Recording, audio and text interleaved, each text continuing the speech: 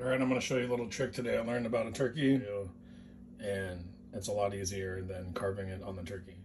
You can carve a turkey and take your carving knife like this and carve it up, which is fine. It's the way I usually always do it. So you just go like this.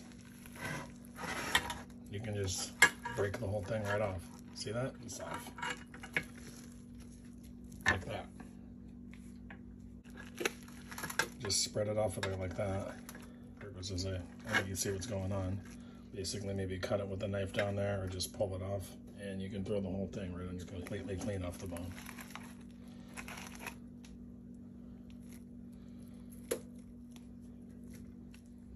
There you go.